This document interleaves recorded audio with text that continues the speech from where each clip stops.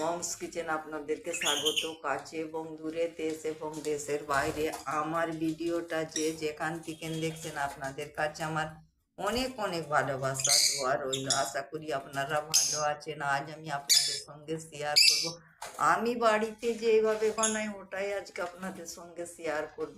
আজ আমি আপনাদের সঙ্গে শেয়ার করবো একটা মজাদার সুস্বাদু শাক ভাজা রেসিপি। আপনারা আমার সাথে থাকুন, দেখতে থাকুন আমি কিভাবে শাক ভাজা রেসিপিটা বানাচ্ছি। হ্যালো বন্ধুরা, এগুলো কি শাক জানেন? এগুলোকে আমরা বলি সজনে শাক। শাকগুলোকে আমি কুটা বাটা করে নিয়েছি, ভালো করে ধুয়ে হালকা করে সেদ্ধ করে নেব।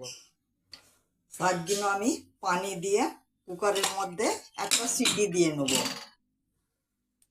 গ্যাসটা অন করে একটা কড়াই বসিয়ে দিয়েছি বন্ধুরা। কড়াইয়ের মধ্যে আমার তেল আছে, ওই তেলের মধ্যে আমি শাকটা ভেজে নেব।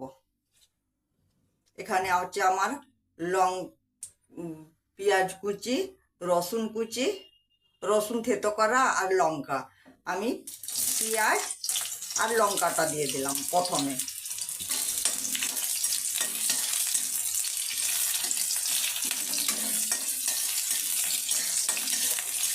লঙ্কা পেঁয়াজটা আমি হালকা করে একটু ভেজে নেবো প্রথমে।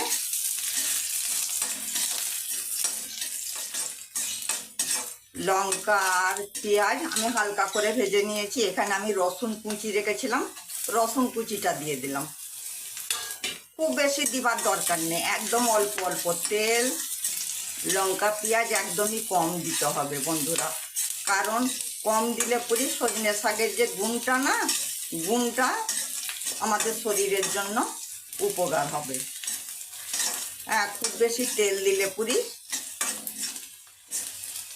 সজনে শাকের গুণটা নষ্ট হয়ে যাবে। তেল মশলা বেশি দিলে পুরি সজনে শাকের গুণটা নষ্ট হয়ে যাবে।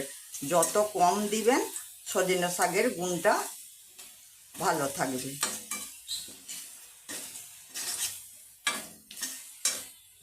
আর সজনে শাকটা আমি সেদ্ধ করে রেখেছিলাম, চুবড়ি করে পানি ঝরিয়ে রেখেছি।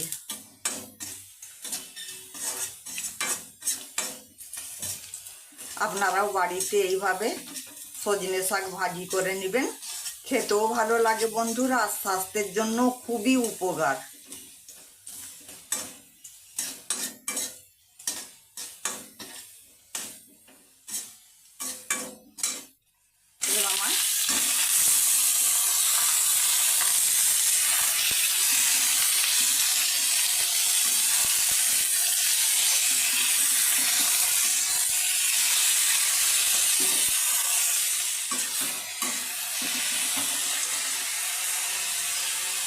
নুন দিয়ে দিলাম, নুনটা আপনাদের পরিমাণ মতন দিবেন, আর ঝালটা আপনাদের পরিমাণ মতন দিবেন। যেমন ঝাল খাবেন সেই বুঝে ঝালটা দিবেন। গ্যাসটা মিডিয়াম ফ্লেমে করে এই সজনে শাকটাকে আমি ভেজে নেব। আপনারাও বাড়িতে সজনে শাক এইভাবে ভেজে নেবেন। হ্যাঁ, গরম গরম ভাতে খেতে খুবই ভালো লাগে বন্ধুরা। সজনে শাক স্বাস্থ্যের জন্য খুবই উপকার।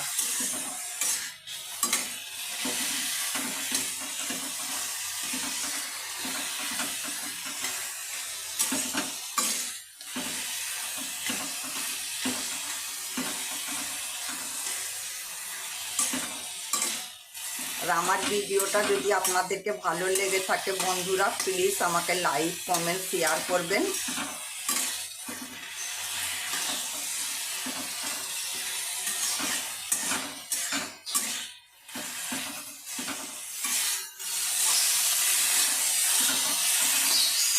আমার সজনে শাক ভাজাটা পুরো হয়ে গিয়েছে।